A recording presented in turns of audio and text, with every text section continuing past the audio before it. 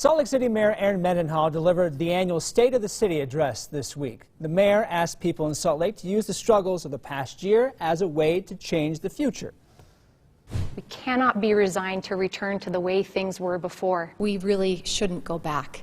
The future is a more equitable, more just, more full of opportunity future that we get to build anew. So helping us better learn the mayor's big plans for 2021 is Andrew Wittenberg from the city's Department of Economic Development. Andrew, it's always great to see you here this morning. I know the mayor's focusing on the future. What kind of hope can we count on as we look ahead? Hey, good morning, Brian. I think, safety is first and foremost on the minds of the mayor and everyone else within our city and state and country right now, even globally still.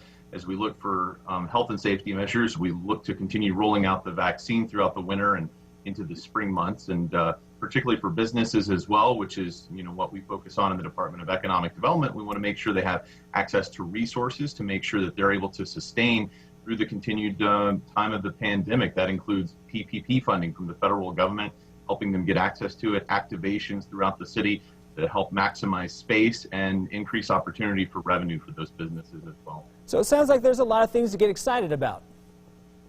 Yeah, for sure.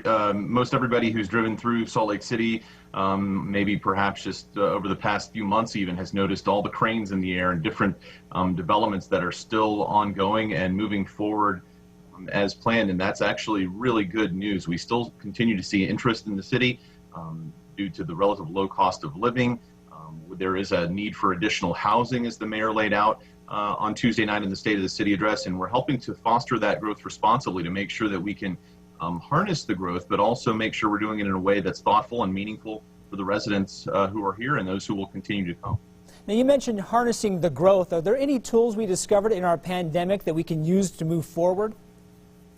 Sure. I think it's been a big learning experience for a lot of folks over the past almost year now, 10, 11 months. And we've learned that resources are needed. And in times where the model sort of shifts in a supply and demand sense, that resources are needed, that there are things that can be done on a local, state, and federal level to assist businesses.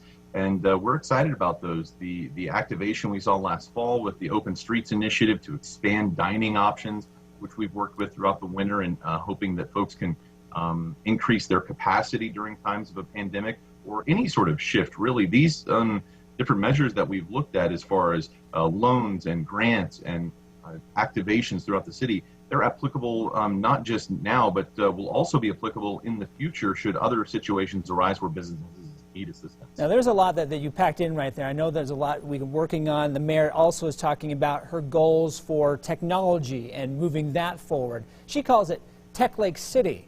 What's happening with that? Yeah, it's one of Mayor Mendenhall's big initiatives, Tech Lake City, to help grow that ecosystem in the city.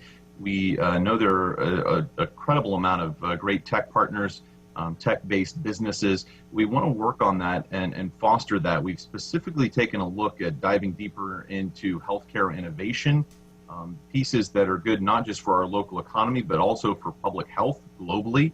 And we've got some great companies in the city that are doing amazing things. And we want to continue to harness that and really put efforts behind that in an equitable fashion. So not only the businesses can grow, but it also creates high-paying jobs, opportunity for equity throughout the city for all of our residents and those looking for work in those sectors.